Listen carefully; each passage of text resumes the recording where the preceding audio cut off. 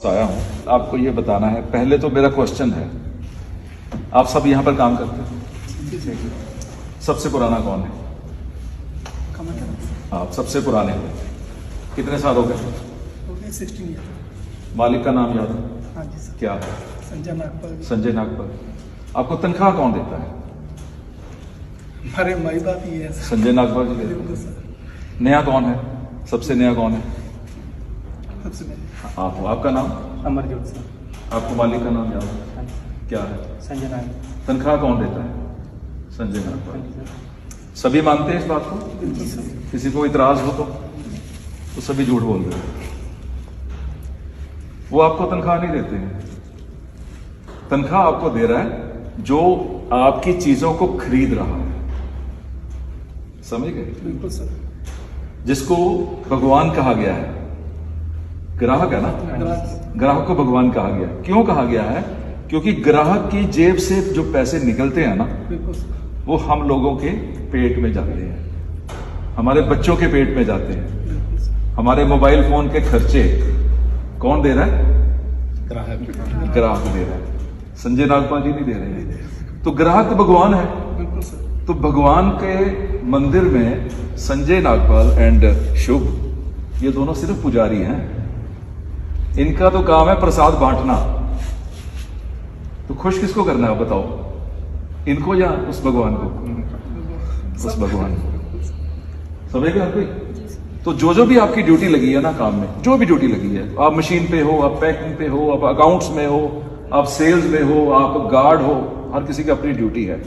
तो आपके दिमाग में एक ही चीज रहनी चाहिए कि मेरे इस काम से जो हमारा ग्राहक है, जो हमारा भगवान है, उसका नुकसान तो नहीं हो रहा।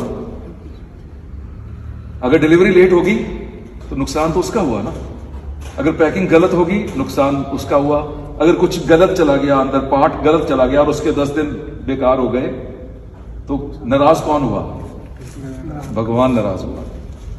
तो अब आप भी तो ग्राहक हो। अब लेने गए 2 किलो आलू, 2 किलो टमाटर, 1 किलो गोभी। घर आके देखा तो गोभी थी नहीं। सब्जी बनाने लगे, गोभी थी नहीं। तो मन में गुस्सा आया ना? आता कि नहीं? तो जो हमें गुस्सा आता है वो हमारे ग्राहक को भी तो आ रहा है।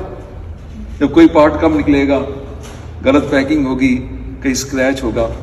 तो एक चीज बहुत क्लियर है, मैं इनके सामने बोल रहा हूं, इनके आने पर अपनी कुर्सी छोड़ो ना छोड़ो ये आपको कुछ नहीं कह सकते। लेकिन ग्राहक के लिए आधी रात को भी उठना पड़े ना, उठ जाना। पुजारी की इज्जत करनी चाहिए, इसमें डाउट कोई नहीं है। लेकिन पुजारी तभी प्रसाद देगा अगर आप उसके भगवान को खुश करोगे। तो उसको जितना मर्जी सल्यूट करते रहो, अगर भगवान खुश नहीं हुआ ना तो पुजारी ने मंदिर में घुसने नहीं देना अगले दिन। और अगर भगवान खुश हो गया, कौन सा भगवान? ग्राहक। अगर भगवान खुश हो गया तो पुजारी की हिम्मत नहीं है आपको कुछ कहने की।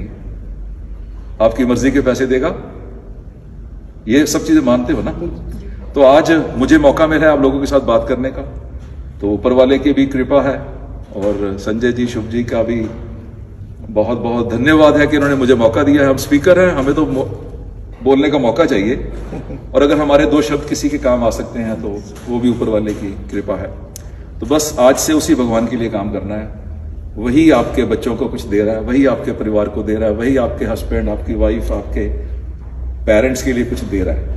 कार का पेट्रोल, स्कूटर का पेट्रोल, मोबाइल फोन का खर्चा, घर का किराया, आपके कपड़े, सारे कुछ वहीं से आ रहे हैं। ये तो सिर्फ आपको दे ही रहे हैं बस। तो बहुत बहुत धन्यवाद संजय जी, बहुत बहुत धन्यवाद। थैंक यू, बहुत बहुत इजाजत।